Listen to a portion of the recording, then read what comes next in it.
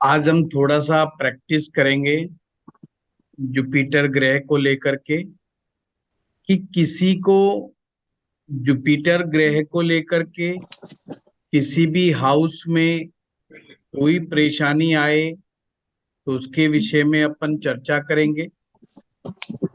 मैंने कल सूत्र लिखवाए थे, उन सूत्रों को किस तरह से इम्प्लीमेंट करना है ताकि आपको प्रैक्टिकल अप्रोच का भी पता चल जाए। तो पहले थोड़ा सा पढ़ लेते हैं और फिर हम उस पर भी चर्चा करेंगे।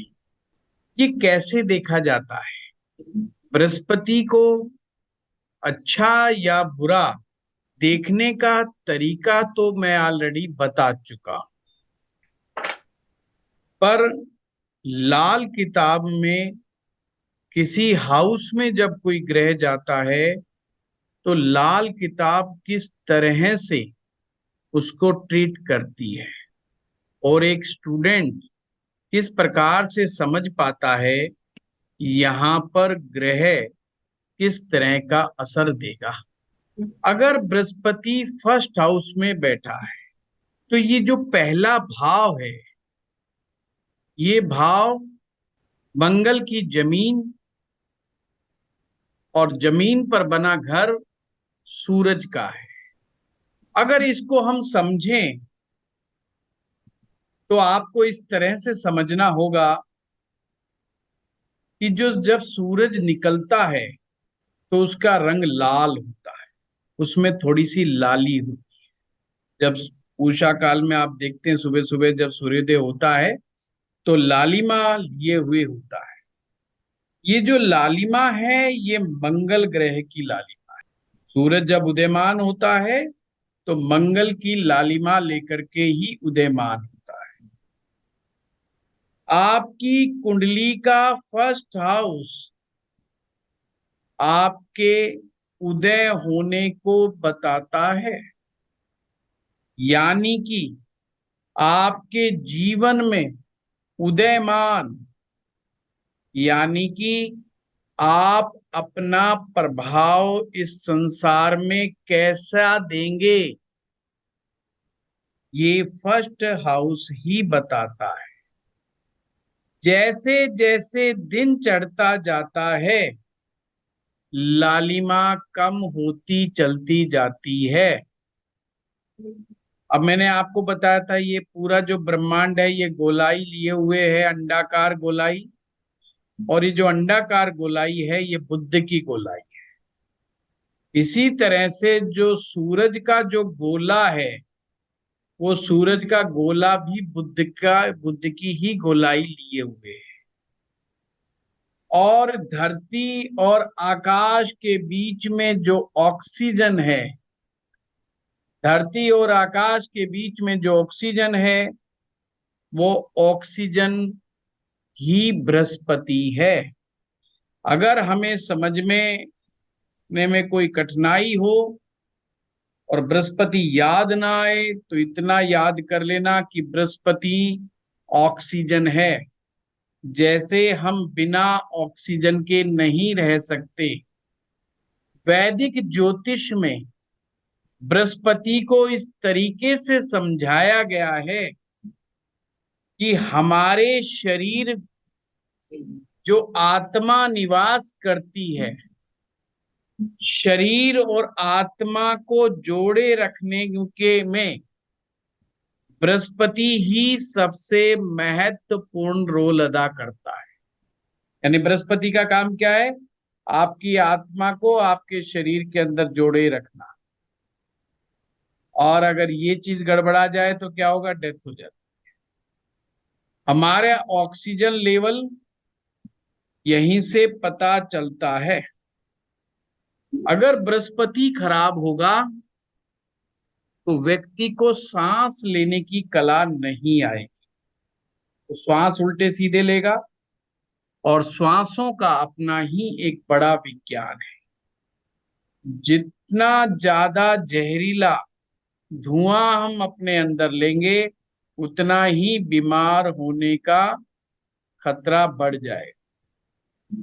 तो पहले भाव में सूरज की गर्मी, मंगल की लालिमा है। जब वहां पर बृहस्पति रूपी ऑक्सीजन जाती है, एक तो सूरज और मंगल दोनों ही बृहस्पति के मित्र हैं।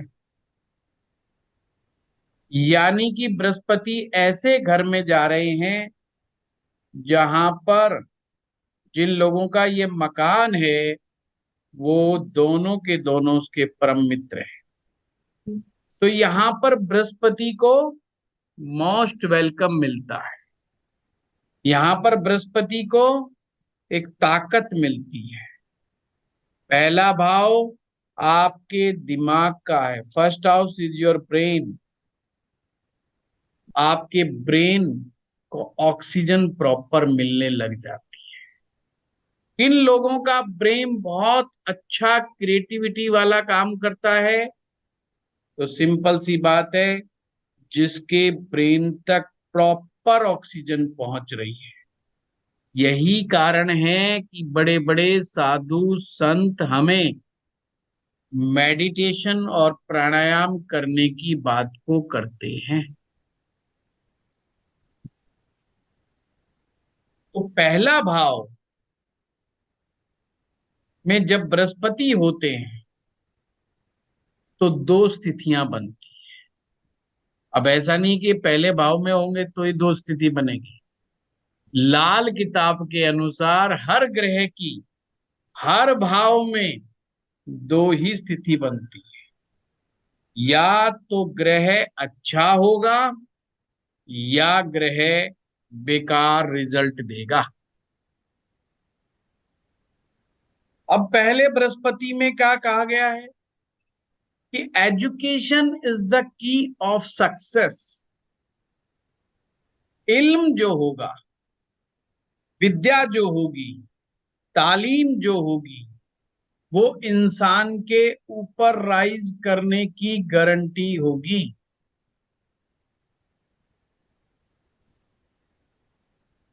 क्या मैसेज गया? ये सूत्र कहता है जिन लोगों की कुंडली में भी पहले भाव में बृहस्पति हो, उसे सारे काम त्याग करके सर्वप्रथम शिक्षा हासिल करनी चाहिए।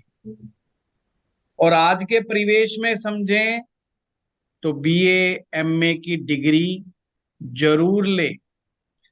अगर बीए एमए की डिग्री ना ले पाए तो प्रोफेशनल डिग्री जरूर ले।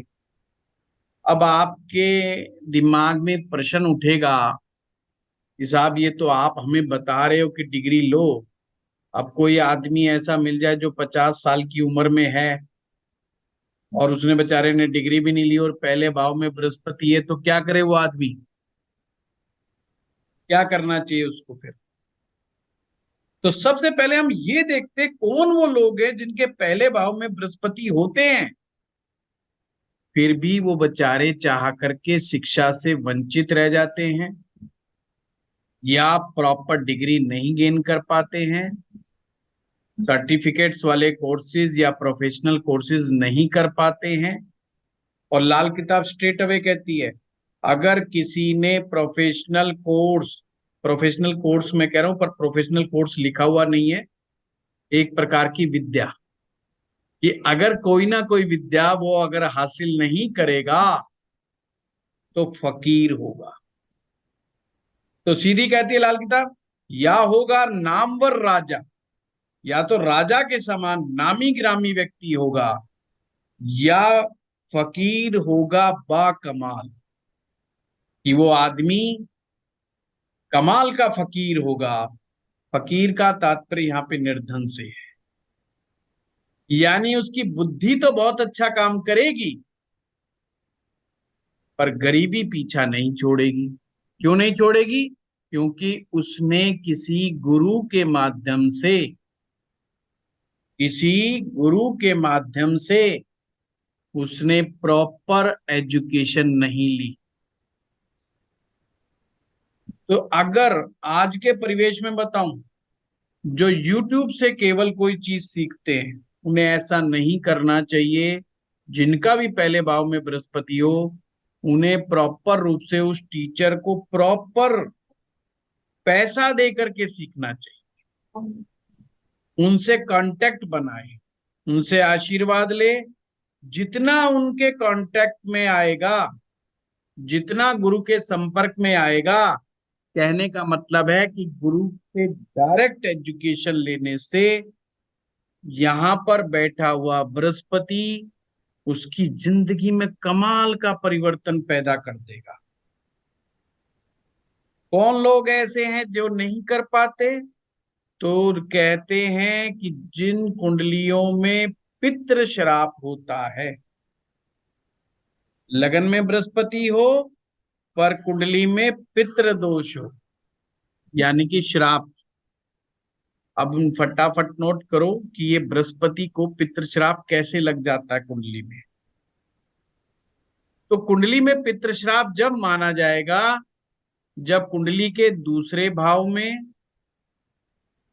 पांचवें भाव में, नौवें भाव में और 12 भाव में, सिर्फ 4 भाव, ध्यान रखना, सिर्फ 4 भाव, दूसरा, पांचवा, नौवां, 12वां, राहु, बुध, शुक्र, इन 3 ग्रहों में से कोई भी ग्रह इन हाउस में नहीं होना चाहिए। अगर हो जाएगा तो ये पितृ दोष की श्रेणी में आ जाएगा। और अगर पितृ दोष की श्रेणी में आ गया तो कोई गारंटी नहीं कि उसके खानदान में भी कोई डिग्रीधारी होगा। मतलब हो जाए अलग बात है, पर कोई गारंटी नहीं है, कोई श्योरिटी नहीं है। यानी कि वो ऐसे खानदान से नहीं होगा जिसमें सारे पढ़े लिखे हाईली एजुकेटेड लोग, ऐसा नहीं होगा। पर अगर पहले भाव में बृहस्पति हो और पितृ श्राप कुंडली में ना हो तो ऐसे खानदान से आएगा जहां हर आदमी हाईली एजुकेटेड होगा। पॉइंट समझ रहे हो? एजुकेशन का बहुत बड़ा संबंध है इसमें फर्स्ट हाउस के बृहस्पति से। हर आदमी हाईली एजुकेटेड होगा। अब कुंडली कहती है कि भाई बुध मद्दा नहीं होना चाहिए। कुंडली में साथ में बुध मंदा नहीं होना चाहिए। केतु उम्दा होना चाहिए, मतलब केतु अच्छा होना चाहिए, केतु खराब ना हो। और क्या शर्त लगाई है यहाँ पर? मुख्य शर्त क्या लगाई है? मुख्य शर्त लगाई है कि सप्तम भाव में कोई ना कोई ग्रह जरूर बैठा हुआ होना चाहिए। पहले भाव में गुरु हो तो सप्तम भाव भूल करके भी खाली ना हो। अगर सप्तम भाव में ग्रह खाली, मतलब कोई भी भाव में कोई भी ग्रह नहीं होगा,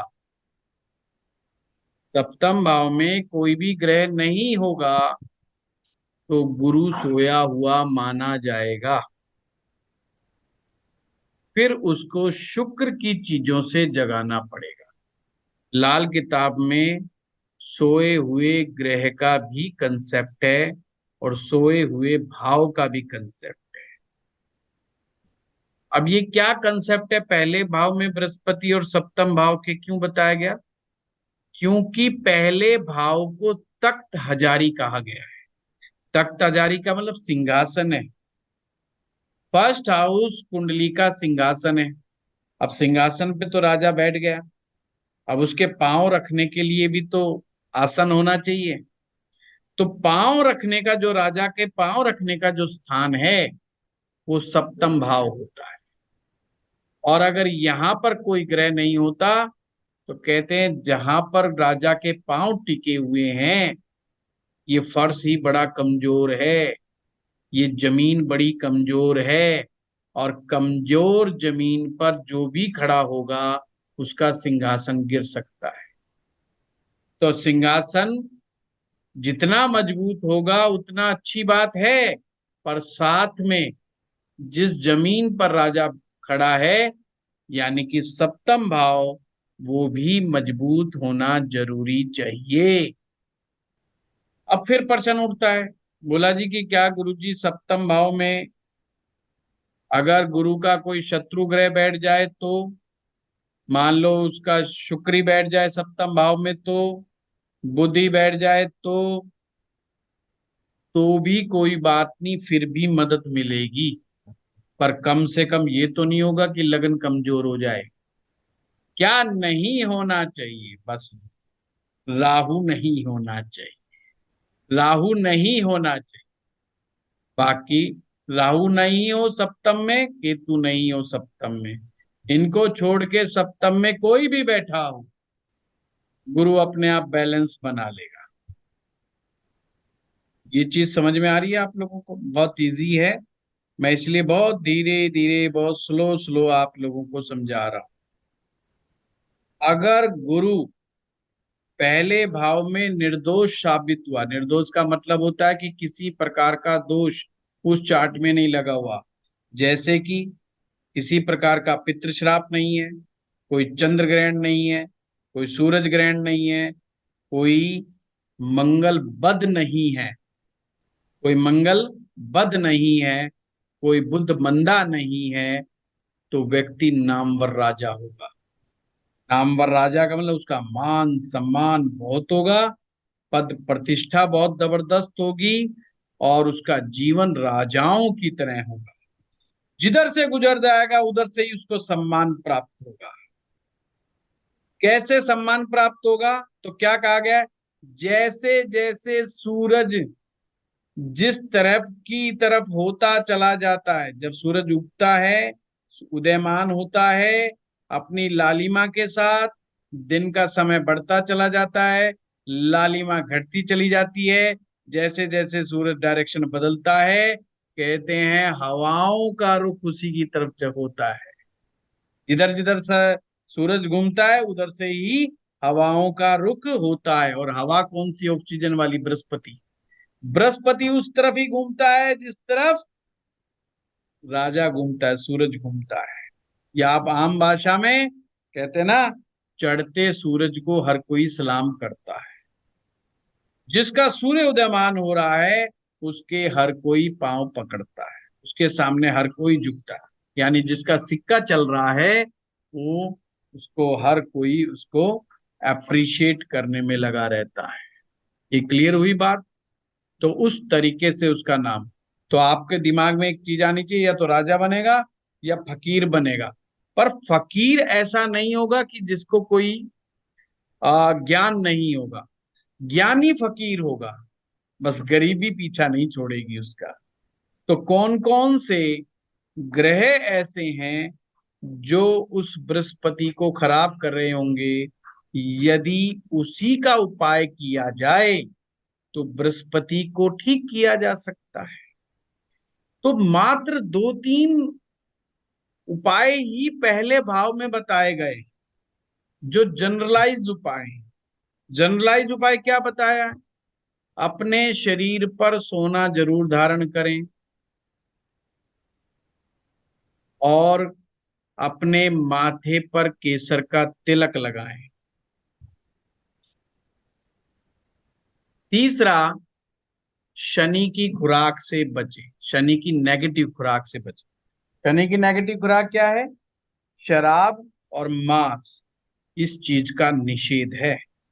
अगर पहले भाव में बृहस्पति हो, शनि की नेगेटिव खुराक खाता होगा, पीता होगा, बृहस्पति अंदर से खोखला हो जाएगा, बर्बाद हो जाएगा, और उसका असर बुद्ध के माफिक होगा। बुद्ध के माफिक का असर का मतलब होता है चालाक और होशियार तो बहुत होगा, स्वार्थी तो बहुत होगा, पर पल्ले कुछ ना हो। दिमाग तो पूरा लगाएगा कमाने धमाने में, सुबह से शाम तक लगाएगा कमाने धमाने में, परंतु हाथ कुछ कोई खास ना रहे। अगर बृहस्पति जिसका जीवन में जितना उम्दा होता है, उसको कम मेहनत के साथ ज्यादा पैसा मिलता है, ये ध्यान रखना। इसीलिए हम हर क्लास में कहते हैं अपने बृहस्पति को ठीक करें, अपने गुरु ग्रह को ठीक करें। गुरु जितना आशीर्वाद देगा, गुरु जितना आपका फलित होगा आपके चार्ट के अंदर, ये बाकमाल चीज है, ये गजब का ग्रह है। अक्सर हम लोग उसे इग्नोर कर जाते हैं और धन के लिए इधर उधर भागते फिरते हैं। अगर इसको ठीक कर लिया जाए तो आपकी कम मेहनत में अच्छे परिणाम प्राप्त होंगे। चीज क्लियर हुई? तो अब दो केस है। एक का बृहस्पति पहले में बैठा है पर सातवां भाव खाली है, तो उसको क्या करना है? उसको जगाना है जगह। सप्तम भाव। सप्तम भाव कैसे जागेगा? शुक्र की मदद से जागेगा। शुक्र की मदद से सातवां जागे, या तो शादी कर ले, और नहीं तो शुक्र की चीजों को स्थापित करे। शुक्र की चीजें क्या होती है? जैसे इत्र, बढ़िया स्नान इत्यादि करके इत्र जरूर लगाए, खुशबूदार फूल अपने पास रखे, या अपने आसपास खुशबूदार फूल जचा करके रखे, जहां पर भी बैठे साफ सफाई के साथ बैठे, अपने टेबल के ऊपर कपूर रखे, कपूर जरूर रखे। तो इस तरह के छोटे छोटे साधन करता रहे। शुक्र को जगाने के लिए माँ लक्ष्मी के मंदिर में जाता रहे, माँ लक्ष्मी जी को नमन करता रहे। अगर शादी अभी तक नहीं हुई है, माँ लक्ष्मी जी के मंत्रों का जाप करता रहे। गो सेवा, गो सेवा, स्त्री सेवा उसको जिंदगी में फालतू पैसा देगी। लाल किताब लिखती है, अगर फालतू पैसा, इस बात की गारंटी होगा कि अगर वो जितनी गौ सेवा में लगेगा, तो जितना लगन के ऊपर बृहस्पति है, तो अगर जितनी गौ सेवा करे, स्त्री सेवा, स्त्री सेवा करे, तो उसके पास जितना कमाता वो तो आएगा ही आएगा। उसके अलावा एक्स्ट्रा सोर्स ऑफ इनकम भी डेवलप होंगे उसके। तो कितना बढ़िया सूत्र हाथ लगा आपके। और सब चीजों को छोड़ करके फर्स्ट ऑफ ऑल हमें ये देखना है गुरु पहले भाव में खराब है कि नहीं। और ये मैं पहले भाव का ही नहीं बताना, आपकी कुंडली में गुरु कहीं बैठा हो, आप इसी टेक्निक के द्वारा देख सकते हैं कि खराब है या नहीं। खराब है तो उसे ठीक करना है, और नहीं खराब है तो एंजॉय करो। क्लियर? किसी का कोई प्रश्न है? फिर हम और भी इसी में चर्चा करते करते चलेंगे। 12-13 सूत्र जो लिखवाए थे उनसे रिलेटेड हम लोग चर्चा करेंगे। हाँ विशाल जी, क्वेश्चन सिर्फ इन्हीं से रिलेटेड पूछना, ताकि सभी का अच्छा। एक और चीज मैं बता दूं, क्वेश्चंस सेशन जो हमारा होता है, ये सभी के फायदे के लिए होता है, और इसको बहुत अच्छे बनाना ये आप ही लोगों के हाथ में होता है। और कभी ये मत सोचा करो कि मैंने कम पढ़ाया या ज्यादा पढ़ाया। जिस दिन मैं कम पढ़ाता हूँ, वो मेरी स्ट्रेटजी होती है कि मैंने जानबूझ करके कम पढ़ाना है, ज्यादा आपको प्रैक्टिस कराना है। तो उस चीज का मलाल मत रखा करो। सारा कोर्स की जिम्मेवारी मेरे ऊपर है। बिल्कुल निश्चिंत होकर के एंजॉय करें। आप तो ये देखें कि आपको टेक्निक समझ में आ रही है या नहीं आ रही। उनको अपनी अपनी कुंडलियों में लगाना है, लगा करके देखना है, डिस्कस करना है कि क्या है। क्वेश्चन पूछते समय अगर किसी स्टूडेंट ने कोई क्वेश्चन पूछ लिया है और आपका भी वही क्वेश्चन है, तो वहीं पे अपने हैंड को डाउन करो। इससे रिपीटिशन से बचोगे। प्लस अपनी कुंडली का एक्स्ट्रा ग्रह बताने की कोशिश मत करो कि अगर मेरा ग्रह यहाँ तो बैठा जी, पर बुध वहां बैठा है। भाई बुध का जिक्र ही नहीं चल रहा है, तो वो चीज काम मत करो। इससे भी एनर्जी ड्रेन होती है और क्लास में चीजें बिखरती हैं। मैं चाह रहा हूं कि हाथ की हाथ आप लोगों को प्रैक्टिस कराता चलूं। कल को मैं सूरज करा जाऊं, चंद्रमा करा जाऊं, फिर प्रैक्टिस अधूरी रह जाएगी। बृहस्पति से हम क्या देखते हैं वो आप लोगों को मैं बता चुका हूं। एजुकेशन, हमारी वेल्थ, हमारे संस्कार, हमारा चरित्र, ये सारे के सारे बृहस्पति के अंडर में आते हैं। बृहस्पति उत्तम ज्ञानी है। ये दो जहान का मालिक है। दो जहान, एक ये संसार, और इस संसार से विदा होने के बाद जिस संसार में हम पहुंचेंगे वो दूसरा संसार, वो भी दो जहान का मालिक है। तो यानी दोनों जहान का मालिक ये है। अब दूसरा जहान कैसा होगा कैसा नहीं, बृहस्पति एक जहान का मालिक भी होता है कुछ कुंडलियों में, वो 11वां भाव डिसाइड करता है। ये भी मैं बता दूं, अगर 11वें भाव में और 8वें भाव में बृहस्पति के दुश्मन बैठे तो बृहस्पति एक जहान का मालिक हो जाता है। यानी कि इसी जहान की जिम्मेवारी, आगे की कोई जिम्मेवारी नहीं। 11वां भाव और 8वें भाव में दुश्मन कौन? राहु बुध शुक्र बैठ जाए तो इसी बात की गारंटी। तो अगर कोई कहता नहीं जी मेरे को तो ऊपर स्वर्ग लोक में सीट फिक्स करनी है, तो फिर वो उसकी भी रेमेडी करे कि कैसे क्या करना है। चलिए, किरण खुराना जी। सर आपने एक ये बताया जुपिटर वीक वीक होता है जब पितृ दोष लगता है तो केतु ऊंधा हो एंड बुध, वहां समझ नहीं आया मुझे।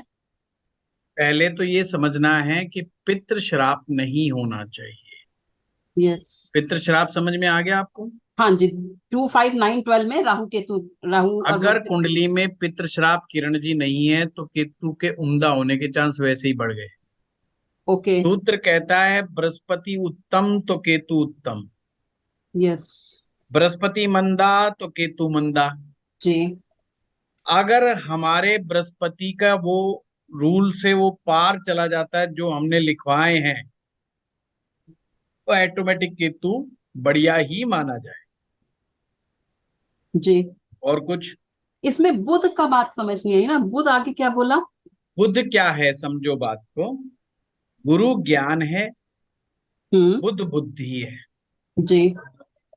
अगर ज्ञान जब ही प्राप्त हो पाएगा, या आप ऐसे समझो ज्ञान को ग्रैप्स वही आदमी कर पाएगा जिसमें बुद्धि का सत्व होगा। अगर किसी ने अपनी बुद्धि के ताला लगा करके चाबी फेंक दी है, अब ज्ञानी जन कितना ही प्रवचन किए जाओ, उनके पल्ले कुछ नहीं पड़ना। हम्म। अब ये ज्ञानी जन प्रवचन करने वाले दो जगह मिलते हैं। एक हमारे परिवार के बड़े बुजुर्ग होते हैं। हम्म। बड़े बुजुर्ग का मतलब बूढ़े आदमी से नहीं है, बड़े बुजुर्ग का मतलब है अनुभवशाली व्यक्ति, जिसने जीवन के 50 साल 60 साल 70 साल पड़ाव पार कर लिए हैं और वो जिंदगी का एक्सपीरियंस गेन करके बैठा हुआ है। अब वो एक जवान बच्चे को समझा रहा है कि बेटा तू जिस रास्ते पे चल रहा है गलती खाएगा, हम्म। तेरे लिए ये चीज ठीक नहीं है, उत्तम नहीं है। जो वो बड़ा बुजुर्ग बैठा है वो भी बृहस्पति का रूप है, वो ज्ञान दे रहा है। पर कौन बच्चा उस बड़े बुजुर्ग की बात को मानेगा या सुनेगा या उसके साथ बैठेगा? जिसका बुद्ध उम्दा होगा। अच्छा। ठीक। जिसका बुद्ध उम्दा नहीं होगा वो बड़े बुजुर्ग की बात को भी नहीं मानेगा। घर यस। से बाहर जाएगा तो भी उसको एक बृहस्पति मिलता है जिसको वो खुद ढूंढता है। दोस्त। और नहीं, बृहस्पति एक बाहर मिलता है उसको अच्छा। जिसको वो खुद ढूंढता है। यस। यानी कि अपने गुरु को ढूंढना। टीचर। टीचर। अब वो ढूंढता तो खुद है, पर एक्चुअल फैक्ट इज दैट कि गुरु खुद अपने शिष्य को ढूंढ रहा होता है। यस। शिष्य कहते हैं हमने किसी को गुरु बना लिया, हाँ। अध्यात्म कहता है तुम कर ही नहीं सकते ऐसा। जब तक गुरु ना चाहे तुम्हें अपनाना, तुम किसी को बना ही नहीं सकते। क्योंकि शिष्य तो जब बनाएगा ना जब उसमें ज्ञान होगा। आप ज्ञानी आदमी की परख कैसे करोगे? एक हाँ। जोहरी तो हीरे की परख कर सकता है, और यस। तुम जोहरी हो नहीं तो परख काहे की? और जोहरी हो तो फिर गुरु काहे का? जोहरी बन चुके हो तो फिर गुरु काहे का? फिर क्यों आवश्यकता ही नहीं, पर तो तुम ही गुरु हो। तो बाहर एक डिवाइन दुनिया चल रही है जो तुम्हें सिलेक्शन करने के लिए ढूंढ रही है। आपकी कुंडली में बैठा हुआ जुपिटर डिसाइड कर देगा कि किसी गुरु की निगाह तुम पर पड़ेगी कि नहीं पड़ेगी। किसी गुरु के हृदय में कोई उत्कंठा उठेगी कि नहीं उठेगी कि तुम्हें अपने श्री चरणों में मैं ले आऊं। क्योंकि जो गुरु के श्री चरण हैं वो एक ऐसा स्थान है जहां पर शिष्य का अहंकार खत्म हो जाता है। शिष्य के अहम को समाप्त करने के लिए गुरु के चरण बने। इसलिए हमारे सनातन धर्म में गुरु चरण पादिका पादुका का पूजन होता है, और इसका स्रोत भी है, इसका पूजन विधि भी है। ये पूरा एक प्रोसेस बनाया है ताकि शिष्य में अहंकार ना जागे। जब भी कोई ज्ञान की प्रक्रिया होती है, आरंभ, जैसे जैसे मनुष्य में ज्ञान उपजता है वैसे वैसे उसका अहंकार बढ़ता चला जाता है, और अहंकार बढ़ते बढ़ते इतना बढ़ जाता है कि एक समय ऐसा आता है वो गुरु को भी गुरु नहीं समझता, वो उसका भी अपमान करने के लिए आतुर हो जाता है। वो इतना दंभ में बढ़ जाता है, इतना मद में आ जाता है, उसको ज्ञान का इतना मद हो जाता है, उसको लगता है मेरे जैसा ज्ञानी कुछ नहीं। और अब गुरु जी क्या, गुरु जी ने तो थोड़ा सा बताया था, मैंने तो गुरु जी से भी ज्यादा बड़ा कर लिया है मेरा ज्ञान। तो वो गुरु का जो ये जो मामला है ना, तो व्यक्ति अपने आप पतन का कारण स्वयं बन जाता है। अब यहाँ पर हमारी लाल किताब क्या कहती है? गुरु पूजा करने की विधि है। पाठ पूजा करने वाला कौन है? बृहस्पति। और गुरु के बैठने की जो गद्दी है, जो गुरु के बैठने का पूजा करने का जो स्थान है, जहां पर बैठ के गुरु जी पूजा कर रहे हैं, वो केतु है। केतु आसन है, उसके ऊपर बृहस्पति देव बैठे हुए हैं, तो पूजा पाठ चल रही है। इसीलिए लाल किताब ने केतु को बृहस्पति का शिष्य कहा है। पॉइंट समझे? अगर गुरु जी खराब है तो केतु खराब, और केतु खराब है तो गुरु जी खराब है। सिंपल सी बात, they are connected to each other. और इसमें बुद्ध छिपा हुआ फैक्टर है। पूरी लाल किताब में ध्यान रखना, पूरी लाल किताब में छिपी हुई जो ताकत है वो सिर्फ और सिर्फ गुरु है, नहीं सॉरी, बुद्ध है। बुद्ध हर चीज के गेम को बिगाड़ने वाला और हर गेम को बनाने वाला हो। लाल किताब के सिद्धांत के अनुसार हर तरह के गेम को बिगाड़ सकता है और हर तरह के गेम को बना सकता है। ये बुद्ध की ताकत हो। तो इस हिसाब इसलिए से तो बुद्ध पहले पर हमें, बहुत नजर तो सर बना के पहले रखनी पड़ती। तो फिर पहले हमें बुद्ध सही देखना चाहिए, बुद्ध को सही करना बुद्ध चाहिए, का बुद्ध उपाय ही करना अपनी। चाहिए। बुद्ध का उपाय भी करेंगे, जब बुद्ध का नंबर आएगा तो बुद्ध पे भी जाएंगे। अभी तो आपको सूत्र बताया है, पर किसी ओके, का बुद्ध बंद पड़ा हुआ है तो गुरु भी उसके सामने फिर जीरो हो जाएगा, क्योंकि वो उसको गुरु मान के ही राजी नहीं है। नहीं होगा। बड़े बुजुर्गों की बात ही नहीं सुननी उसने। बाहर अगर कोई गुरु गलती से मिल गया तो उसकी बात नहीं मानेगा। तो जब किसी की मानेगा नहीं, तो इसके लिए क्या कहते हैं हम? मैं कुछ जानता नहीं और दूसरे किसी की मानता नहीं। ये मेरी खासियत। मैं कुछ जानता नहीं और दूसरे किसी की मानता नहीं, बोलने दूंगा नहीं ईच एंड एवरी टॉपिक। कोई टॉपिक पे बुलवा लो उस आदमी को, वाचाल बुद्धि होगा, हर टॉपिक पे बोलेगा। क्या उसको उस टॉपिक के बारे में ज्ञान हो या ना हो, ये दिखाने का प्रयास करेगा कि मेरे से ज्यादा इंटेलिजेंट तो तुम हो ही नहीं। बस बात छेड़ने की जरूरत है उस आदमी के सामने, बस और दबादब शुरू हो जाएगा।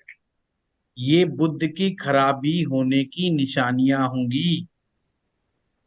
बुद्ध कितना जितना अच्छा होगा, वो व्यक्ति, ये लक्षणों से ही पता चल जाएगा आपको।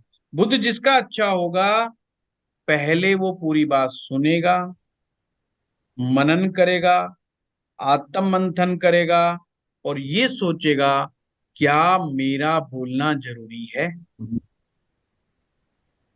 और यदि बोलना जरूरी है तो मैं अपने शब्दों को किस तरह से सामने वाले के सामने रखूं कि जिसमें किसी प्रकार की हिंसा ना हो, और मेरा ज्ञान को भी सम्मान प्राप्त हो, और किसी प्रकार शब्दों की हिंसा ना हो।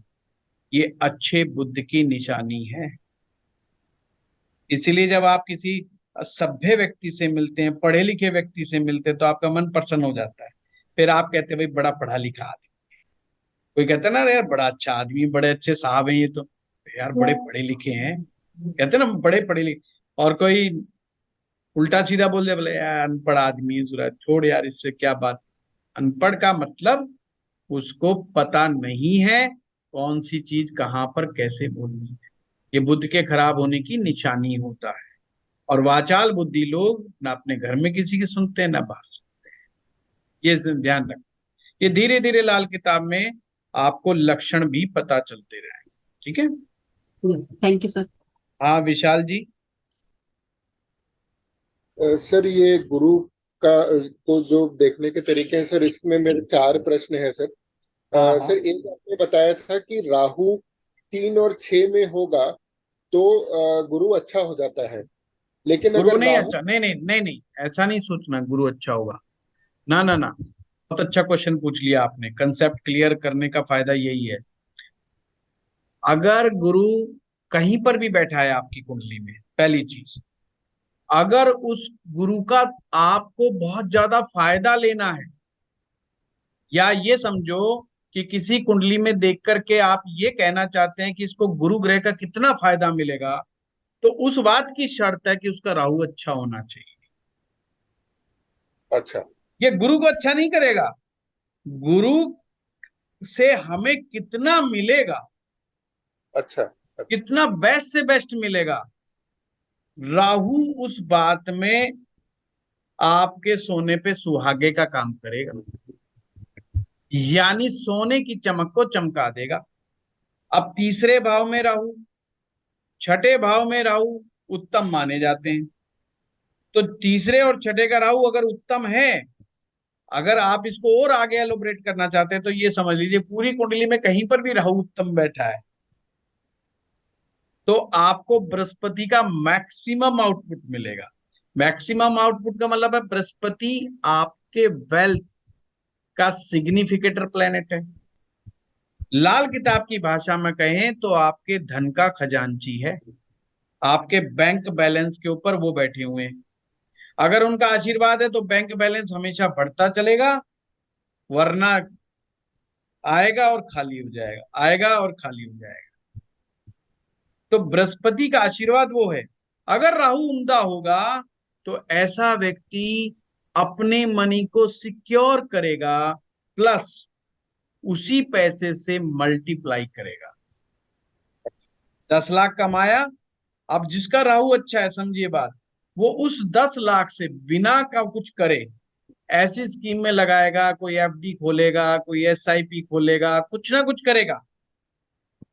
जिसका राहु अच्छा नहीं है वो जाकर के कुछ बैंक में जमा करा के छोड़ देगा, उसका कोई यूज नहीं करेगा। पर वो री इन्वेस्टमेंट के माध्यम से, और री इन्वेस्टमेंट कैसी, हाईली सिक्योर्ड इन्वेस्टमेंट।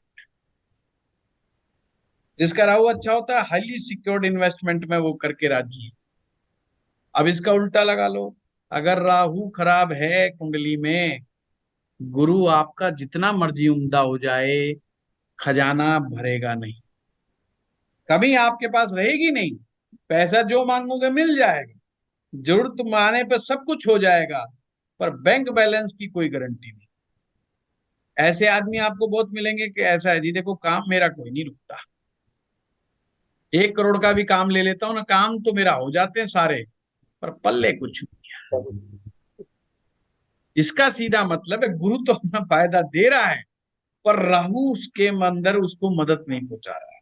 तो हमने ऐसा नहीं सोचना कि राहु की वजह से गुरु अच्छा हो जाएगा, हमने ये सोचना है ये कैटलिस्ट की तरह काम करेगा। अगर जरूरी नहीं है, अगर राहु अच्छा हो गया तो कैटलिस्ट की तरह काम करेगा, वो हमारे को और मदद पहुंचाएगा। जैसे एक सूत्र था कि बृहस्पति 1 से 5 तक बैठा हो या 12वें में बैठा हो, तो सूरज और शनिचर दोनों को मदद मिलेगी। अब कौन मदद देगा, गुरु मदद देगा। ये गुरु को मदद नहीं दे रहे, समझना बात, गुरु इनको मदद देगा। अब गुरु की मदद इनको क्या होगी, शनि को मदद होगी। तो शनि धन का कारक है। कैसा धन का कारक, कमाई, मेटेरियलिस्टिक चीजों का। वेल्थ का सिग्निफिकेटर तो जुपिटर है। अब लाल किताब का कंसेप्ट क्या है धन के मामले में, नवम भाव से, नवम भाव से बृहस्पति का बादल उठता है, 9th हाउस बृहस्पति का ना, वहां से पानी लेकर के बादल उठता है और उठ करके सेकंड हाउस से टकराता है, और सेकंड हाउस में शनि का पहाड़ है। सेकंड हाउस में शनि का पहाड़, उस पहाड़ से जैसे टकराएगा तो बरसात चौथे भाव में होगी। और चौथा भाव एक प्रकार से हमारे को कुल जमा क्या मिला वो हमें चौथा भाव बता रहा है। तो पूरी स्टोरी तो ये है कि 9वें से उठता है, 10वें से जल भरता है और जल भर करके दूसरे से टकराता है और चौथे में आता है। तो उस पानी से, उस जल से चौथे भाव में फसलें उगती हैं, और मतलब कहने का मतलब हमारा वेल्थ क्रिएट होता है। तो ये लाल किताब का कंसेप्ट है। तो शनि को पहाड़ कहा गया है और बृहस्पति को हवाएं। बृहस्पति क्या है? हवा। वो हवा जिसमें पानी भरा हुआ है। पानी कौन है? चंद्रमा। वो जब शनि, यानी कि अगर उस हवा को शनि रूपी पहाड़ नहीं रोकेगा तो हवाएं आएंगी और चली जाएंगी। इसका तात्पर्य क्या हुआ कि इंसान को जीवन में मौका तो मिलेगा पर उस मौके का लाभ नहीं उठा पाए। बहुत सारे लोगों के जीवन में ऐसा होता है कि वो कहते हैं हम अवसर का लाभ ही नहीं उठा पाते, हमें फायदा ही नहीं मिल पाता। मौका तो मिला था पर हम तो बेवकूफ के बेवकूफ रह गए, लोगों ने बहुत माल बनाया, हम बेवकूफ देखते रह गए। तो हवाएं तो आई पर शनि रूपी पहाड़ उसको रोक नहीं पाया। इसलिए मोस्ट इंपॉर्टेंट है, अगर गुरु से आपको धन का बहुत ज्यादा लाभ लेना है। अब धन का कौन से वाला लाभ? जिसमें मेटेरियलिस्टिक सुख हो, मकान का सुख, लग्जरी चीजों का सुख, गाड़ियों का सुख, अगर ये लेना है तो शनि फिर उम्दा होगा, उतना ही ज्यादा बढ़िया होगा।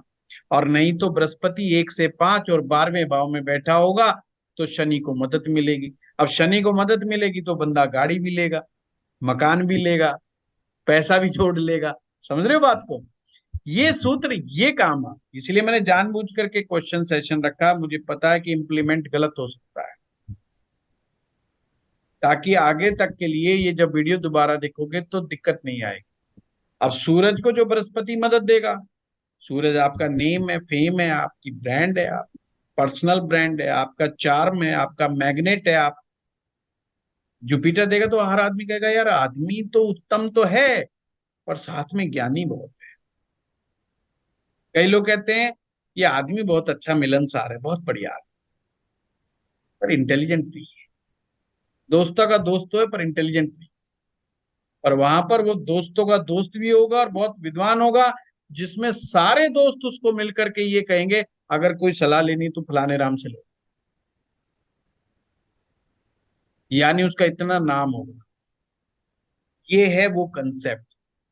अब इसमें क्या कहा गया, इसमें क्या कह दिया, अगर 6 से 11 तक बृहस्पति हो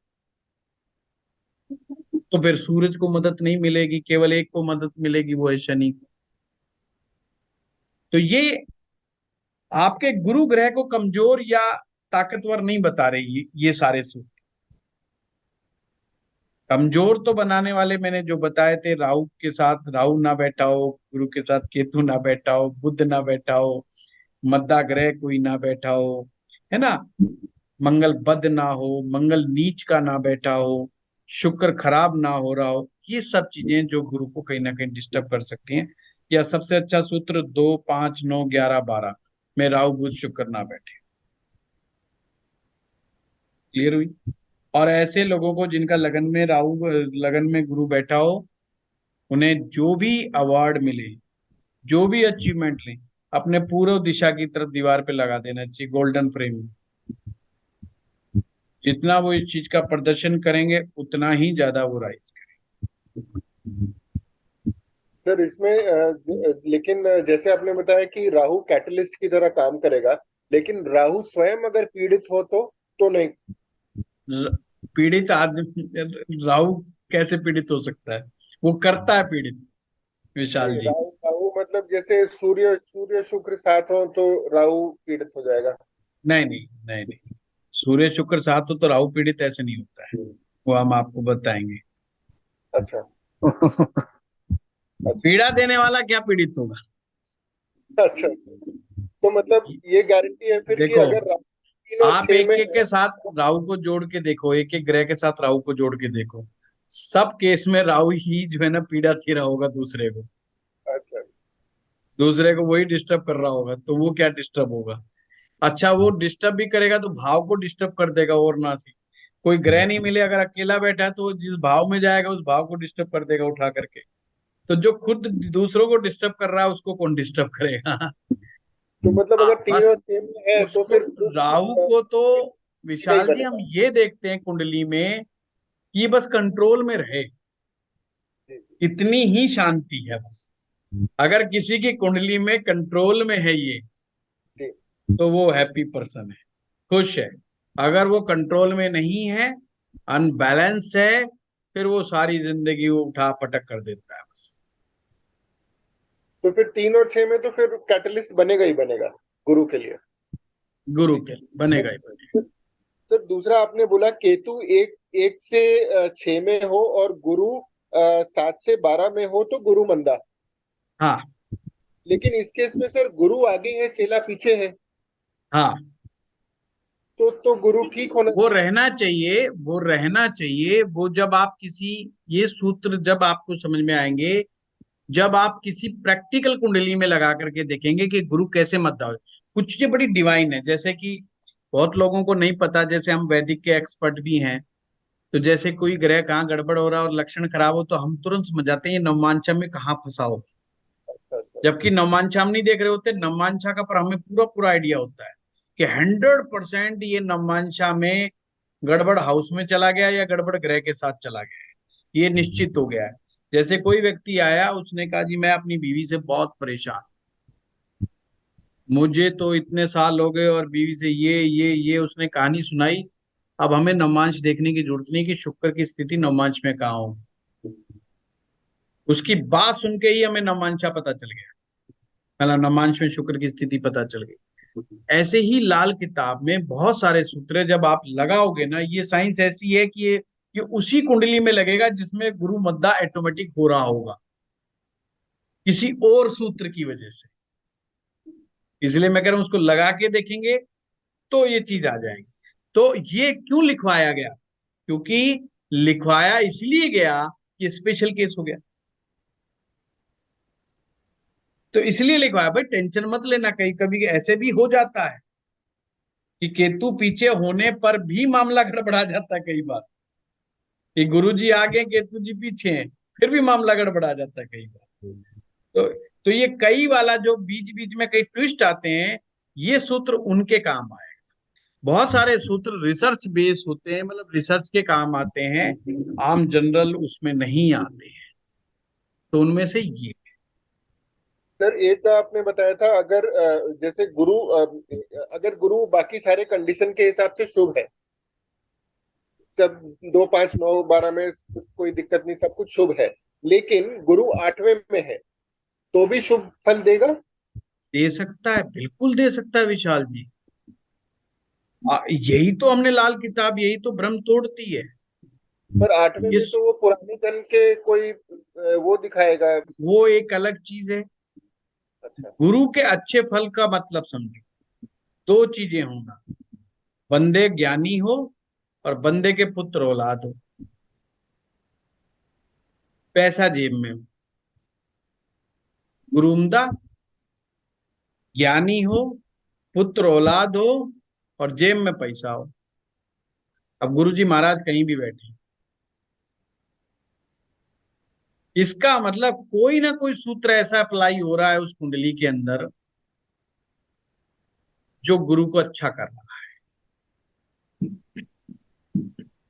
समझो बात को, जैसे एक सूत्र आता है, गुरु के साथ मंगल हो जाए, गुरु के साथ चंद्र हो जाए, गुरु के साथ सूरज हो जाए, तो तांबा भी सोमना बन जाता है। अब हमें देखना है ये अष्टम में वहां पे क्या हो गया। अब दृष्टि संबंध होते हैं, कहीं ऐसा तो नहीं कि इनके परम मित्र ग्रह इनके दृष्टि संबंध में आ रहे। जैसे हम कहते हैं कि सप्तम भाव में सूरज अच्छा नहीं, पर बृहस्पति पहले में बैठा हो, सूरज सातवें में बैठा हो, एक साथ की दृष्टि हो गई। अजी नामवर राजा बना देगा, बहुत गजब का ज्ञानी राजा होगा वो। अगर वो जज बन जाए तो कमाल की जजमेंट देने वाला जज होगा। क्योंकि सूत्र क्या था कि सप्तम भाव में कोई खाली ना हो, सातवां भाव खाली नहीं होना चाहिए। और वहां आया भी तो कौन आया? मित्र आ गया। अब यहीं पे सप्तम में चंद्र आ गया, यहीं पे सप्तम में मंगल आ गया। अब लिखा क्या लाल किताब में? लगन में बृहस्पति हो, मंगल सातवें में हो, बड़े बुजुर्गों की जमीन जायदाद मिलती है, बहुत प्रॉपर्टी पीछे से मिलती है, जागीरदार टाइप आदमी होता है, भूखंड का स्वामी होता है। तो देखो है कमाल की चीज। तो ऐसे सूत्र का सर एक हाँ नरेश लास्ट जी। है सर जी। एक लास्ट था। हाँ। सर जैसे आपने बोला था कि जुपिटर अगर पीड़ित होगा तो अपनी मुसीबत केतु पे डाल देगा। यस। तो इस केस में अब जुपिटर पीड़ित नहीं है, मतलब 2 5 9 12 सब ठीक है, उसको कोई दृष्टि नहीं आ रही, कुछ नहीं आ रहा, लेकिन उसका मित्र मतलब सूर्य ग्रहण है या चंद्र ग्रहण है, तो भी क्या वो अपनी मुसीबत, तो भी मतलब क्या बच्चे के ऊपर केतु, मतलब बच्चे नहीं के नहीं, ऊपर क्या फिर मुसीबत आएगी? पहली बात तो बृहस्पति पर जो मुसीबत लेकर के आते हैं वो राहु लेके आता है या बुध लेकर के आता है, ये मुसीबत लेकर के आते हैं। और इन्हीं खानों में ये बैठ जाए तो बुरा आएगी। अगर इन खानों में राहु बुध शुक्र नहीं बैठे और फिर राहु चंद्रमा बैठ गया, राहु सूरज बैठ गया, मतलब ग्रहण लग गया, ये सिर्फ उस बात को दिखा रहे हैं कि बृहस्पति के पूरा रिजल्ट्स नहीं मिलेगा हमें, पूरा फल नहीं मिलेगा हमें। और उससे बृहस्पति को बहुत फर्क नहीं पड़ रहा है। हम ये कह सकते हैं कि बृहस्पति को मदद नहीं मिली, क्योंकि क्यों नहीं? क्योंकि बृहस्पति का जो मित्र ग्रह है वो फंस गए, वो फंस गए। जिन्होंने मदद पहुंचानी थी वो फंस गए। तो ये चीज आएगी। अब केतु पर मुसीबत डालने का तात्पर्य ये है कि गुरु क्या करता है? गुरु अपने शिष्यों को के द्वारा ही कार्यों को पूरा करता है। आप इस्कॉन टेम्पल देखिए, आप बड़ी बड़ी ऑर्गेनाइजेशन देखिए, आप स्वामी रामकृष्ण परमहंस को देखिए, आप उन्होंने बड़े बड़े काम किए पर अपने शिष्यों की हेल्प से। उन्होंने अपने कार्यों को संकल्प के रूप में अपने शिष्यों को दिया, भाई जाओ तुम संसार में ये काम करके आओ। वो एक विजडम लेकर के अपने गुरु से गए और उन्होंने संसार में फैला दिया। पर काम करने वाला कौन था? काम करने वाला तो शिष्य ही था। निमित्त मात्र तो शिष्य ही बनेगा। पर अगर गुरुजी बम बनाने वाले मिल गए तो अपनी मुसीबत किस पे डालेंगे? तो भी शिष्य पे ही डालेंगे। अपने गुरु के भेज देते ना, जाओ बम फोड़ाओ। अब जो बम फोड़ने गया है वही तो पकड़ा जाएगा ना। गुरु उम्दा है तो केतु उम्दा, मतलब वो सेफ है। अगर गुरु गड़बड़ है तो शिष्य भी बेचारा फंस जाएगा, उसके फंसने के चांस बढ़ जाएंगे। तो ये सिंपल सी, ये बड़ा है ना, सिंबॉलिक रूप से लाल किताब में समझाया गया है। आसान है चीजें, पर उसको डिकोड करने में वो चीजें, कंसेप्ट क्लियर होते हैं। आप इसको शिष्य के रूप में ही मत लीजिए, थोड़ा और फैल जाइए। जो भी आपके फॉलोअर्स हैं, जो भी आपके बात मानते हैं, घर में कोई तो होगा जो अपनी बात सुनता होगा। अगर आप पे मुसीबत आएगी तो उस पे भी आएगी, अगर आप एंजॉय करेंगे तो वो भी एंजॉय करेगा। जो भी आपके फॉलोअर्स हैं, जो भी आपकी बात को मानते हैं, वो सब केतु रूप में है। हम बेटे को केतु क्यों कहते हैं? क्यों? हमारे सनातन धर्म में ये मान्यता है कि बाप की बात को मना नहीं कर सकता। और हमारे यहाँ पर फिर एग्जाम्पल भगवान राम, कि मुख से निकला हुआ वचन पूरा करने के लिए चल दिए, चाहे कुछ भी हो जाए। पिताजी मना कर रहे हैं कि भाई मान जा, कोई बात नहीं, वचन तो मैंने दिया था, देखा जाएगा जो होगा, ये तो मैं सुलटूंगा। और राम कह रहे ना ना ना ना ना, आप वचन से पीछे हट जाओगे तो आपका तो बहुत बड़ा यश खत्म हो जाएगा। कि राजा दशरथ ने दिया वचन और वो अपनी बात से मुकर गए, ऐसा आप यश का भागी मैं अपने पिता को नहीं बनने दूं। तो इस लेवल पे हमारे केतु को उस तरीके से समझाने का प्रयास किया। फिर कहा भाई कोई नहीं मिल रहा तो घर में कुत्ता,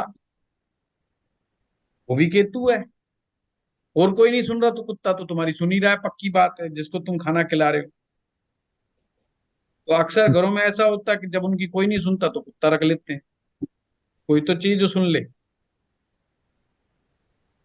तो ये भी एक बात है, तो उसे केतु कह दिया गया। तो जो लोग लाल किताब में, विशाल जी, एक चीज से चिपक गए ना, वो फिर इस सब्जेक्ट को नहीं समझा पाए या उसके साथ न्याय नहीं कर पाए। उन्हें केतु में कुत्ते के अलावा कोई दूसरी चीज दिखाई ही नहीं दे रही, या गुरु शिष्य बैठे हुए दिखाई दे रहे, और कोई दिखाई नहीं दे रहा। तो हमें बहुत सारी चीजें हमें समझनी होगी। ये हाँ जो नरेश जी, हाँ कुछ कॉन्सेप्ट कह रहे हैं। बताया था सर, ये धन वर्षा वाला जो आपने कॉन्सेप्ट बताया था, तो इस केस में मतलब हर एक ग्रह वही होना चाहिए, मतलब गुरु 9वें में हो और नहीं नहीं नहीं चंद्र। नहीं नहीं नहीं नहीं नहीं नहीं, ये तो हाइपोथेटिकली बात है कि उसमें ये नहीं कहा कि जब धन आएगा।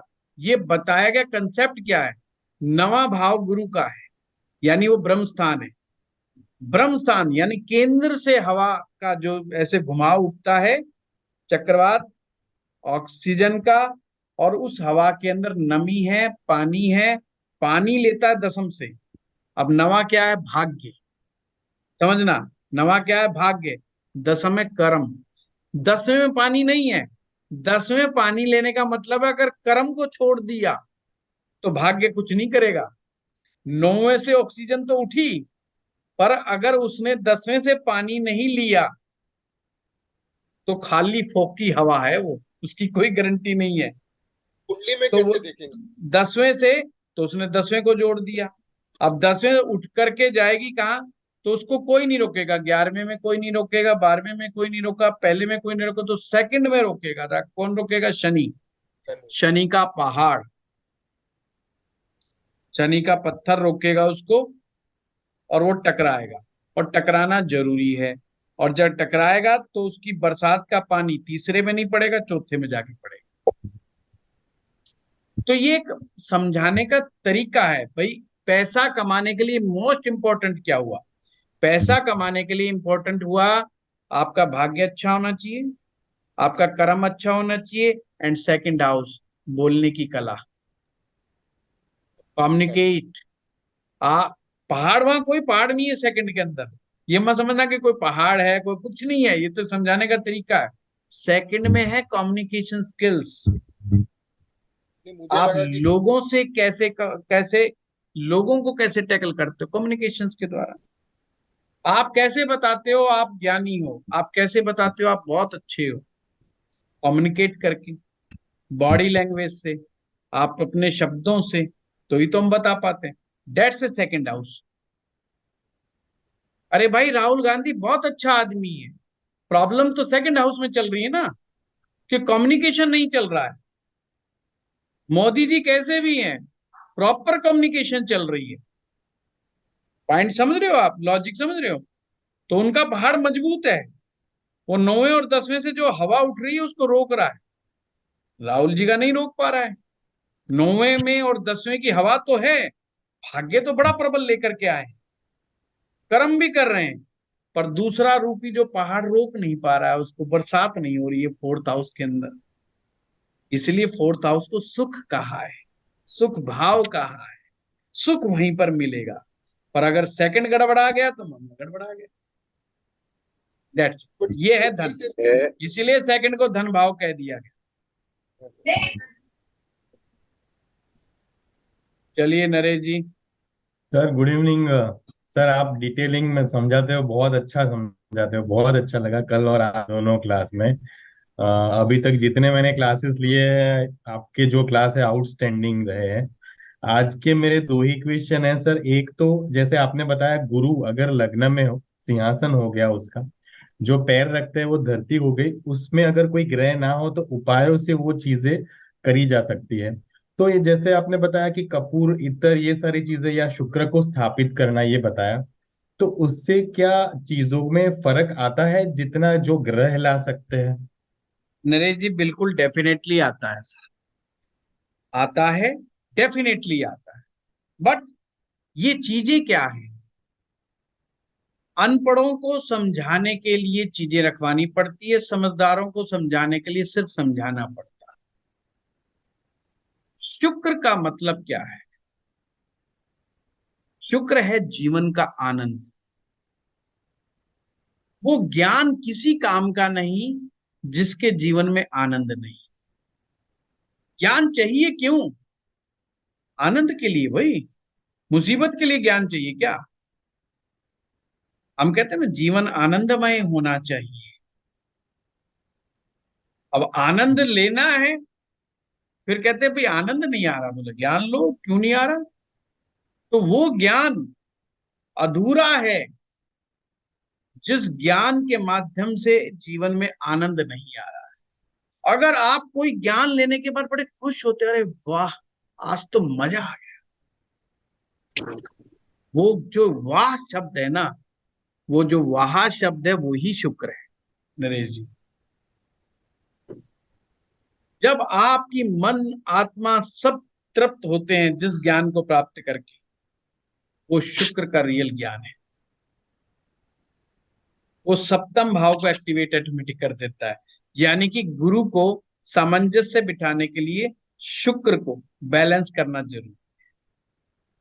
गुरु को बैलेंस करने के लिए शुक्र की ताकत बढ़ाना जरूरी है। अगर केवल ज्ञान ही ज्ञान करे जाओगे, आप पढ़ गए, वेद पढ़ रहे हो, यजुर्वेद, फलाना वेद, साम वेद, अर्थ वेद, और पढ़े जा रहे हो, पढ़े जा रहे हो, सुबह से लेकर शाम तक, जीवन में हैप्पीनेस नहीं है। पत्नी आपसे दुखी, बच्चे आपसे दुखी, परिवार आपसे दुखी, दो पैसा कमा करके देते नहीं, और जो भी बात करे उसी को अड़का देते हो कि आओ मेरे मुकाबले कोई ज्ञानी है, मेरे मुकाबले कोई ज्ञानी नहीं है। तो एक समय आएगा जब सारे कहेंगे अपने ज्ञान को रख अपने पास, ए लो हम तो चले। फिर उस ज्ञान का कोई लाभ हुआ? कोई लाभ नहीं हुआ। ना वो खुद को बांध पाया, ना परिवार को बांध पाया, ना समाज को बांध पाया। उससे लाभ क्या? उस लाभ क्या लाभ? हमारे गुरुदेव कहते थे, मुझे वो साधु, मुझे वो संत, मुझे वो विद्वान बिल्कुल भी पसंद नहीं जो बहुत ज्ञान प्राप्त करके जा करके गुफाओं में जाके बैठ गए, जंगल में जा करके बैठ गए। उसके ज्ञान का ना परिवार को लाभ, ना समाज को लाभ, ना राष्ट्र को लाभ, उसके ज्ञान का कोई लाभ नहीं हुआ। तो ज्ञान जीरो हो गया। तो ज्ञान को भी वो देने के लिए, बैलेंस देने के लिए शुक्र का प्रभाव। अब जो आदमी इस चीज को नहीं समझता, बहुत सारे लोग एडिक्टेड हैं लाल किताब के उपायों के। उपाय जरूर बता दो जी, तो भाई फिर कपूर रख ले। वो खुशबू क्या, कपूर करता क्या है? अगर आप कपूर के बारे में जाकर के पढ़ेंगे, वो ब्रेन को रिलैक्स करता है। इत्र क्या करता है? वो आपके ब्रेन को रिलैक्स करता है। इत्र की खुशबू लगते है आपके दिमाग, क्या क्या निकलता है उसे? अरे वाह, ये तो प्रसन्नता। निकलता है। जिस चीज को देख करके, जिस चीज को खा करके, जिस चीज को सूंघ करके लगे अरे वाह, समझ लेना वही शुक्र है।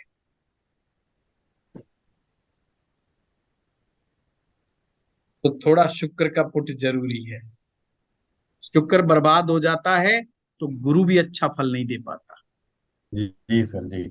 सर एक दूसरा क्वेश्चन ये था कि जैसे आपने बताया कि गुरु राहु से या कहीं से भी डिस्टर्ब होते हैं, तो उसकी भी क्या रेमेडीज रहती है या फिर उपाय रहते हैं कि अगर उपाय तो जैसे। करना बहुत जरूरी है ना। कोई शरीर में रोग हो गया तो उसका इलाज तो करना जरूरी है। पहले तो समझना जरूरी है कि बीमारी क्या हो गई है, ओके। और फिर समझना बहुत जरूरी है कि इसका उपाय कैसे करना है। बृहस्पति के साथ राहु मिल गया तो बीमारी हो गई। क्या बीमारी होगी? बोला गुरु चंडाल हो गया।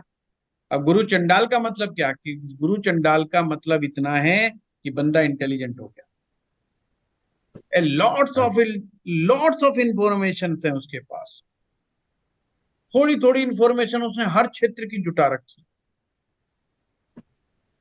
अब आप मेरे से कहो कि पंडित जी जो शेयर मार्केट के बारे में बताएंगे, मैं एक लाइन में कहूँ बाबू जी कुछ पता ही नहीं मुझे।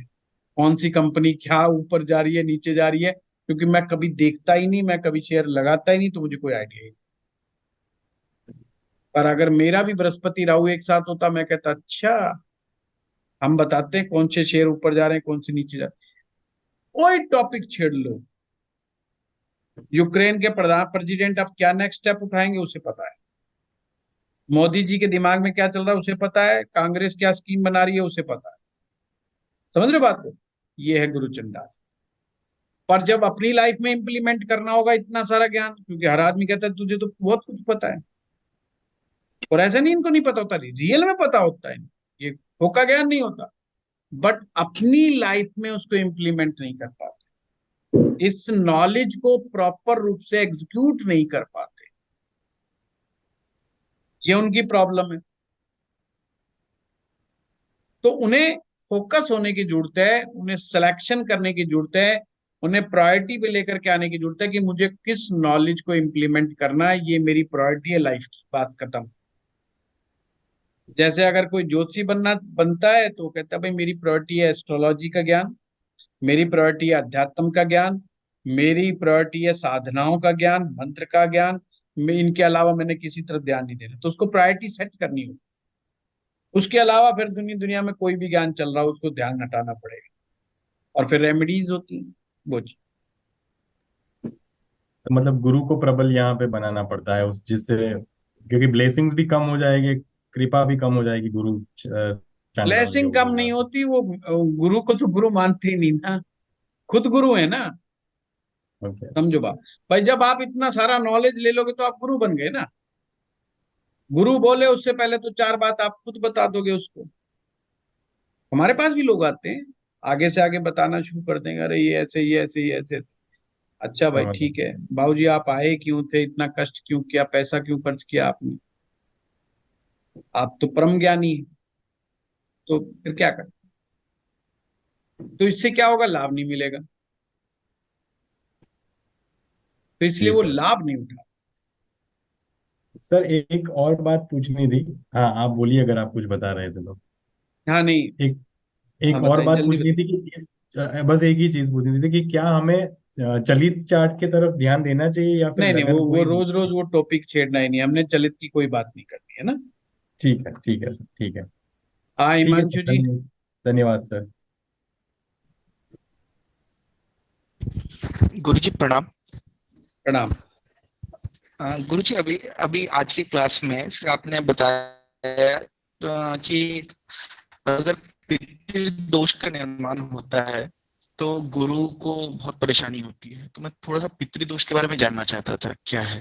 अभी मैंने बताया ना पितृदोष के बारे में, 2 5 9 12 में राहु बुध शुक्र ना बैठे, अगर पितृदोष होगा, गुरु पहले में होगा, तो भी उसकी पढ़ी हुई विद्या काम नहीं आती है।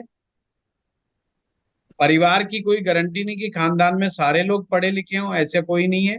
मैक्सिमम लोग परिवार में ऐसे होंगे जिनकी पढ़ाइयां छूटी पड़ी होंगी, या जो वो करना चाहते होंगे वो नहीं कर पाएंगे। मतलब एजुकेशन लेकर के आए हैं साइंस की, वो काम कुछ और कर रहे हैं, कॉमर्स पढ़ के आए हैं और काम वो किसी और चीज का कर रहे हैं। तो उस परिवार में ऐसी कहानियां भी होती हैं।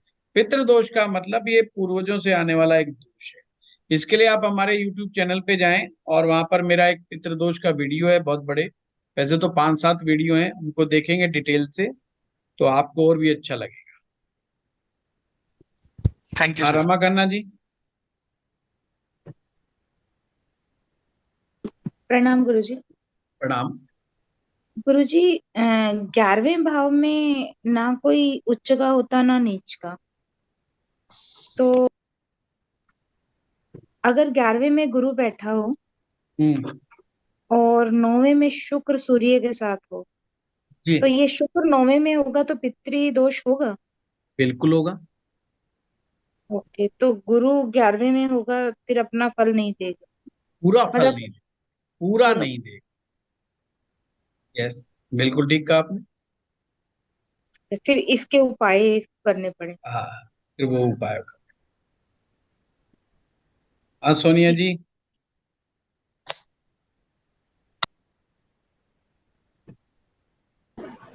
नमस्ते सर। नमस्ते। अगर फिफ्थ हाउस में केतु हो मंगल के साथ तो ये मंगल बद हो जाएगा ना? ना, जरूरी नहीं है, पहले देखो सूर्य बुध साथ है कि नहीं है। नहीं, सूर्य मंगल बुध केतु साथ के नहीं। होने से कुछ नहीं होगा। ओके, सूर्य बुध साथ नहीं है, सूर्य बुध भी अलग अलग हैं, हाँ, फिर 7 मंगल और बद 8 है। हैं। फिर मंगल बद है सोनिया जी। तो मंगल बद हो गया तो इसमें गुरु का प्रभाव कम हो जाएगा अगर कम हो फर्स्ट हाउस जाएगा, में गुरु यस। बैठा है तो। Yes yes. तो उसको कम मतलब किस सेंस में हम उसको लेंगे कि कितना कम हो जाएगा, कि उसकी पढ़ाई में बाधा वो आएगी, क्या वो तो, होगा? हाँ ये देखिए, पढ़ाई में बाधा से भी बड़ी बात होती है कि ये कंफ्यूजन बहुत खड़े हो जाते हैं इनके जान, कि मैं क्या पढूं और क्या ना पढूं। पहला कंफ्यूजन ये है। दूसरी चीज, पढ़ाई पढ़ने के बाद इनको एकदम से होश आएगा कि मुझे तो ये करना ही नहीं था, मुझे तो कुछ और करना था। यानी कि पढ़ी हुई विद्या काम ना आना, क्षेत्र को दूसरा पकड़ लेना, किसी और दूसरे क्षेत्र में घुसने का प्रयास करना, ये थोड़ा सा रहता है। और सर अगर मंगल बद का टाइमली उपाय कर दिया जाए तो? उपाय करने से देखो रिलीफ तो मिलता ही है। जैसे 3 धातु का छल्ला वगैरह अगर हम पहना दें तो उसमें अंतर आएगा उस चीज में? हाँ हाँ, फिर जो भी उपाय आएंगे निकलते हुए वो आप करवाइएगा, जरूर, है ना।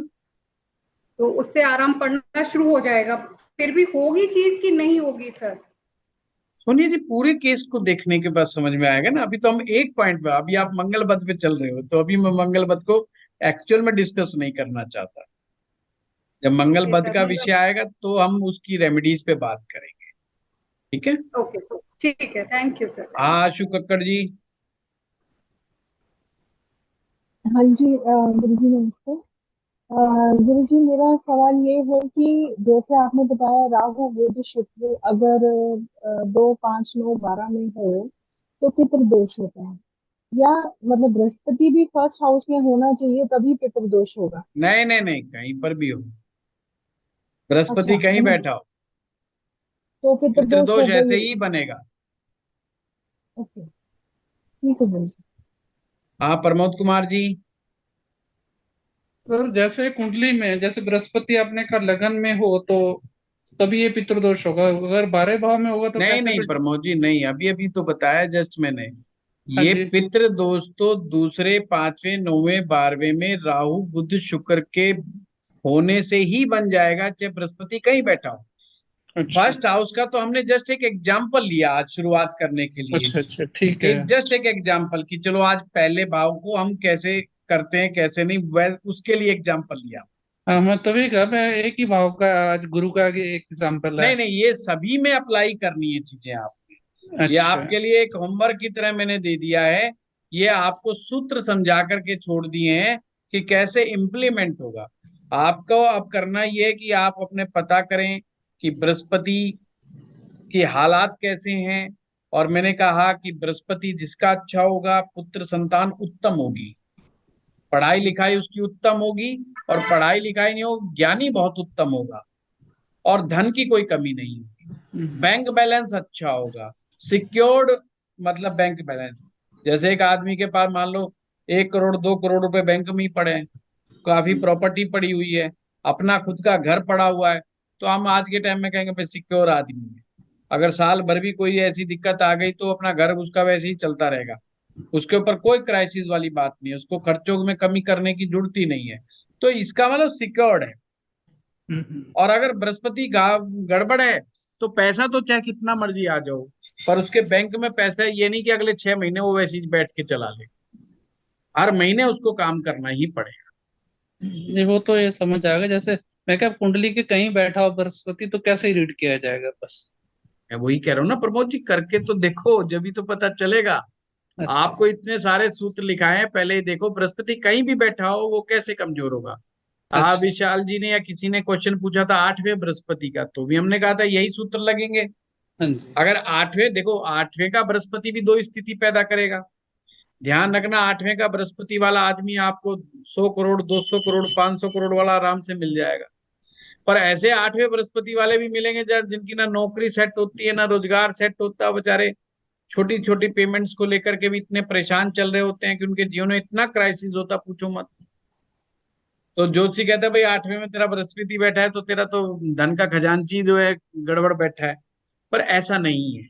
उसने भी ढंग से नहीं देखा। बृहस्पति को कमजोर करने वाले, खराब करने वाले दूसरे फैक्टर हैं जो हमने आपको लिखवाए हैं। 2, पितृदोष। 5, 9, 11, 12 में देखो राहु बुध शुक्र तो नहीं बैठे हुए।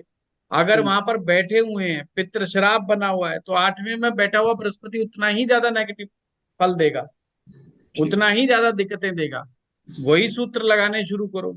1, 5, 12 वाले सूत्र लगाओ कि बृहस्पति 1 से 5 के बीच में बैठा है, 12 में बैठा है। अगर 6 से 11 के बीच में बैठा है तो शनि को मदद देगा, सूरज को मदद नहीं देगा। तो पैसा कमाने की उसमें तालीम आ जाएगी उस व्यक्ति के अंदर। तो यही सूत्र लगा लगा के देखोगे तो चीजें निकलने लग जाएंगी। ठीक, थैंक यू। चालू बंसल जी। गुरुजी, गुरुजी जी प्रणाम। प्रणाम प्रणाम। गुरुजी मैं पूछ रही थी, जैसे 12वें घर में हमारे गुरु है और 5वें हम्म। में केतु है, तो गुरु तो हमारा मंदा हो गया, हाँ। तो क्या हमारे पुत्र संतान को भी कष्ट होगा कुछ? आ, नहीं, आप 5वें में आपने केतु बताया ना, और हाँ जी, 12वें में गुरु। हाँ जी। तो राहु बुध शुक्र देखिए ना। अच्छा, आप वैसे कह रहे हो, ठीक है, हाँ मद्दा हो गया थोड़ा, ठीक है। और केतु से टक्कर भी खा रहा है गुरु। हाँ बताइए हम्म। क्या कह रहे हैं, तो प्रश्न हमारे क्या। पुत्र संतान को कोई कष्ट होगा? पुत्र संतान को कष्ट की बात जब आएगी जब केतु फंसेगा, अभी नहीं। अच्छा। और गुरुजी हाँ मान लो 9वें घर में हमारे बुध और शुक्र कुछ भी होता है, जैसे कोई भी एक ग्रह हाँ, आता है, फिर तो फिर क्या हमारे गड़बड़ हो गुरु जाती का दोष लगेगा मतलब हमारे को? है। हाँ, फिर गुरु थोड़ा कमजोर हो जाता है, तो यह उसके बात लिए मैं मानने गुरु वाले। के पितर दोष का उपाय करना पड़ेगा? हाँ, पितृदोष का उपाय या गुरु को मजबूत करना पड़ेगा, फिर वो सिचुएशन देखनी पड़ेगी।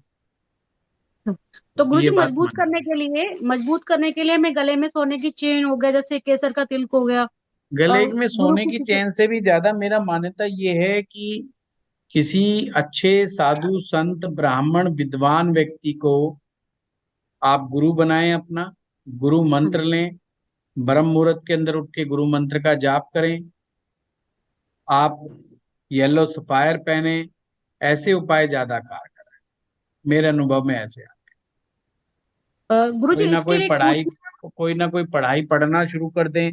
जैसे आप लोगों ने आजकल ज्योतिष पढ़ना शुरू कर दिया, तो ये भी गुरु ग्रह को एक्टिवेट करता है। हाँ जी। आप गीता पढ़ना शुरू कर देते हैं, गुरु ग्रह एक्टिवेट हो। गुरु ग्रह का एक्टिव मतलब आपने किसी को प्रेरणा बना करके किसी के माध्यम से ज्ञान ले रहे हो। गीता में हाँ आप जी। भगवान श्री कृष्ण के माध्यम से ज्ञान ले रहे हो, ज्योतिष में आप किसी टीचर मेंटर गाइड के माध्यम से ज्ञान ले रहे हो। तो गुरु के साथ एक संपर्क बन गया, तो गुरु एक्टिवेट, सिंपल है। हम्म। तो गुरुजी क्या हमारे गुरु के दोष खत्म हो जाते हैं अगर हम ऐसी रेमेडीज करते हैं, तो जैसे हम गुरु हाँ से ज्ञान ले रहे हैं? बिल्कुल, डेफिनेटली, आशीर्वाद में बहुत धन्यवाद। ताकत। हाँ कुमुद धन्यवाद। जी, कुमुद जी। सर मेरा मेरा क्वेश्चन ये था कि जी। लगन में गुरु हैं और हाँ उनके साथ बुध है, जी। तो मंदे हो गए गुरु। हाँ मद्दा हो गए। और शुक्र सेकंड हाउस में है, हाँ हाँ, तो भी गुरु मद्दा हो गया। तो हाँ जी पितृदोष लग गया। जी। तो तो इसके लिए और राहु थर्ड हाउस में है, तो उससे गुरु को सपोर्ट मिल रही है। नहीं नहीं, फिर मैंने अभी आपको पूरा डिटेल से दोबारा वीडियो सुनना, मैंने कहा था कि राहु होगा तो गुरु के अच्छे असर लेने में, पर गुरु अच्छा तो हो, खुद तो अच्छा हो जब तो अच्छा असर देगा। यहाँ तो शुक्र सेकंड में बैठ गया, बुध 7 में बैठ गया, तो गुरु के असर को कम कर देता है, तो कम असर है। हाँ, कम असर में भी तो राहु के तीसरे में बैठने से वो क्या अपना हिसाब किताब निकाले, मतलब अपना जीवन चला लेगा अच्छे से। तो सर इसके लिए क्या क्या करना चाहिए? करना क्या चाहिए ये तो फिर धीरे धीरे पता चलेगा इस कोर्स में। हाँ Radhika ji. Hello sir. Sir ji. गुरु है फर्स्ट हाउस में, हम्म। पितृदोष भी नहीं है, बट हम्म। एजुकेशन नहीं कंप्लीट हो पा रही। देखो कि कहाँ गड़बड़ हुई है, और सूत्र लगाओ। सूर्य क्या कर रहा है, चंद्रमा क्या कर रहा है, मंगल क्या कर रहा है, इनके मित्र ग्रह क्या कर रहे हैं, गुरु को कहाँ मंगल। से डेंट लग रहा है, बुध के हालात कैसे हैं, कैसे नहीं है, तो आपको एकदम पिक्चर क्लियर होगी। सप्तम सर भाव खाली मंगल तो नहीं बुध पड़ा के हुआ। साथ, सर वो सात खाली है। हाँ तो खाली है तो इसका मतलब उम्र क्या है? सर 21 ईयर्स है। हाँ तो फिर तो सोया पड़ा है। अभी गुरु तो सोया ही पड़ा हम्म, है ना, गुरु तो जागा ही नहीं है। अच्छा जब अच्छा। गुरु जागेगा जब तो फायदा देगा। सर फिर क्या करें कि एजुकेशन तो कंप्लीट हो जाए? आपको आगे पता चले। अरे शुक्र का अभी तो बताया, आज शुक्र को एक्टिवेट करो। Okay sir. तो माँ लक्ष्मी जी के मंत्रों का जाप बताओ, उन्हें लक्ष्मी जी के मंदिर में भेजो, उन्हें इत्र के बारे में बताओ, है ना, खुशबू के ओके बारे में सर। बताओ, शुक्र को एक्टिवेट, गुरु को जगाओ। सर नहीं कौन तो सी वो फ्रेग्रेंस एजुकेशन नहीं कैसे कर लें इत्र पाएगा, में? नहीं तो एजुकेशन नहीं कर पाएगा, ध्यान भंग रहेगा उसका, और पैसा कमाने की तरफ भागा दौड़ा चला जाए। सर कौन सी फ्रेग्रेंस ठीक रहेगी इत्र में? उनसी फ्रेग्रेंस गुलाब की बहुत ज्यादा बेटर है। गुलाब की। Okay sir. Thank you sir. और कौन बच गए? हाँ अनिल जी, अनिल डांग जी। भाई कैमरे पर आया करो आप लोग, नहीं तो फिर फिर ये कहोगे कि मुझे बुलाया नहीं। हाँ आशु जी आप बताओ। गुरु जी जैसे अभी बात हो रही थी कि शुक्र दूसरे भाव में है, लेकिन शुक्र अगर दूसरे भाव में है वो तो उसका खुद का मकान है ना वहां पे, तो फिर हाँ वो वहां मंदा कैसे हो जाता है जुपिटर के लिए? और शुक्र शुक्र शुक्र कहाँ मद्दा है? शुक्र मद्दा नहीं है, गुरु मद्दा है। हाँ गुरु मंदा वो कैसे हो जाता है? मतलब वो तो शुक्र तो अपने ही घर में बैठा, वो तो स्ट्रांग हो गया। जी जी जी। कभी कभी अपने बैठने से, अपने अच्छी जगह पे बैठने से दूसरे को परेशानी हो जाती है। और एक चीज और गुरु जी, जैसे आपने बताया कि गुरु और शुक्र, हम शत्रु ही कहेंगे ना उनको? शत्रु नहीं कह सकते हम, पर हाँ आम वो भाषा में आप बोल सकते। बट फिर वो सेकंड भाव में मकान शुक्र का हो गया, जमीन गुरु की हो गई, तो वो दोनों एक ही घर में कैसे हो सकते हैं? जमीन शुक्र की होती है, मकान गुरु का होता है। जी जी। जी जी जी। तो वो दोनों मतलब जो एक तरह से दुश्मन भी है एक दूसरे के साथ, फिर वो सेम। आप ये देखो ना, जिसकी जमीन है वहीं पर शुक्र महाराज आ गए तो शुक्र का प्रभाव बढ़ गया कि नहीं सेकंड हाउस में? अगर शुक्र का प्रभाव बढ़ेगा तो ऑटोमेटिक बात है कि गुरु का प्रभाव कम होगा। आप समझिए, आप दो दोस्त हैं, आप अपने किसी घर में गए हैं, अब दो दोस्त में एक दोस्त आपका 50-50 शेयर है, और दूसरा दोस्त किसी तीसरे को भी पकड़ के ला करके बिठा दे जो उसका खास फ्रेंड हो। अब उसे कहने की जरूरत ही नहीं है, प्रभाव किसका बढ़ जाएगा, उसका बढ़ेगा कि आपका बढ़ेगा? पॉइंट समझे? आप दो अच्छे मित्र हैं, दोनों का 50-50 शेयर है, जिस कमरे में आप बैठे हो वो एक अपने फास्ट फ्रेंड को भी इस कमरे में ले आता है। अब शेयर तो आपका 50% है, पर ऑटोमेटिक साइकोलॉजिकली आपका प्रभाव कम हो जाएगा, दोनों का प्रभाव बढ़ जाएगा, क्योंकि वो दोनों मिलकर के जो काम करेंगे वो फटाफट करेंगे, आपको पता भी नहीं लगने देंगे। आप बैठे देखते रहोगे, आपको तो जस्ट एक इंफॉर्मेशन मिलेगी कि आज घर में ये हो गया।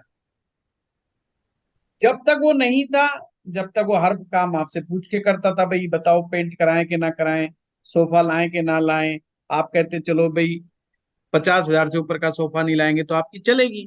अब उसका एक दोस्त आ गया, वो अपनी मर्जी से ले आया, ठीक है, अब तो आपके ऊपर वो थोपेंगे डिसीजंस। तो ऐसे जब शुक्र सेकंड में आएगा तो वो उसका प्रभाव बढ़ जाएगा, तो गुरु का प्रभाव ऑटोमेटिक कम। चलिए आप लोगों का बहुत बहुत धन्यवाद, मिलते हैं व्हाट्सएप।